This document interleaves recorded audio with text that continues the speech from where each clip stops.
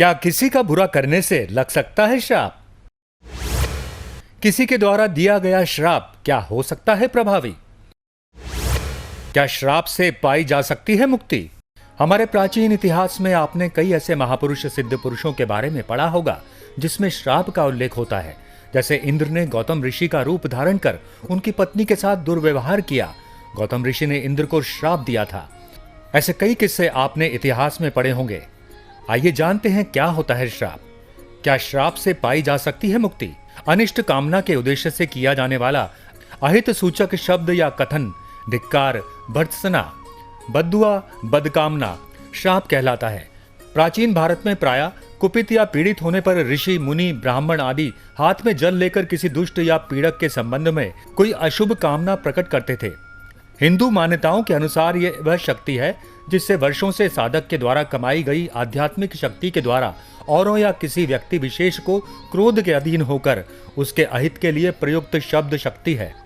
इसी तरह श्राप जिसे दिया जाता है उसका अहित तो होता ही है, लेकिन जो श्राप दे रहा है वो खुद अपनी कमाई खो देता है और साथ ही साथ श्राप देने के कारण दूसरों का अहित करने के कारण अपने कर्मों में पाप को भी बढ़ा लेता है। हिंदू धर्म और यहाँ तक कि सभी धर्मों के अनुसार दूसरों का अहित करना तो छोड़िए, अहित सोचना भी अपना अहित करना ही है।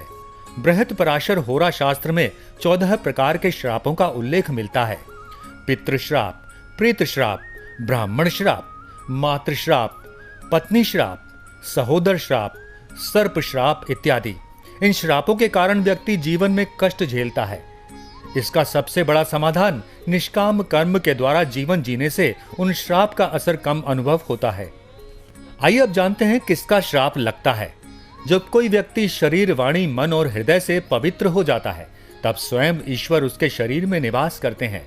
ऐसे समय आने पर ये लोग अपने आप समाज से दूर रहने लगते हैं और ऐसे में जब इनके मुख से कोई बात अच्छी निकलती है तो वो वरदान कहलाती है, या बुरी बात निकलती है तो वो श्राप बन जाती है और वो सच होने लगती है। लेकिन जब इसे सोच समझकर दिया जाता है वो फलीभूत बहुत ही कम होता है। सिद्धों को छोड़कर लेकिन जो श्राप या वरदान आत्मा से अपने आप उत्पन्न होता है वो निश्चित ही फल देता है। श्राप से मुक्ति के उपाय भी आसानी से उपलब्ध नहीं होते, क्योंकि श्राप से मुक्ति के उपाय मिल जाएंगे तो उसका महत्व ही खत्म हो जाएगा। श्राप से मुक्ति के लिए निष्काम कर्म करते रहें, लेकिन बहुत बार जाने अनजाने में ऐसे भी कार्य हो जाते हैं जिसका श्राप इंसान को लगता है। श्राप से ना सिर्फ इंसान बल्कि भगवान स्वयं भी नहीं बच पाते। इस बात का उल्लेख ग्रंथ पुराणों में मिलता है।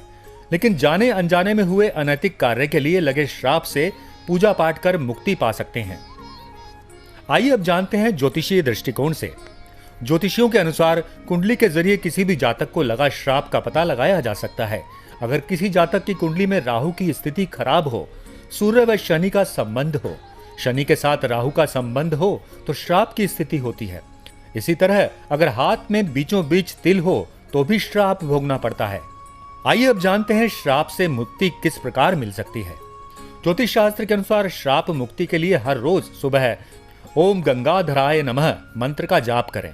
सूर्योदय के बाद सूर्य को जल अर्पित करते समय ओम नमो भगवते रुद्राय का जाप करें। सोमवार का व्रत रखें। किसी भी ज्योतिर्लिंग के स्थान पर 1 महीने तक पूजा करें। आप श्राप से मुक्त हो सकते हैं। आज की वीडियो में बस इतना ही। मिलते हैं अगली वीडियो में एक और नई रोचक जानकारी के साथ। नमस्कार।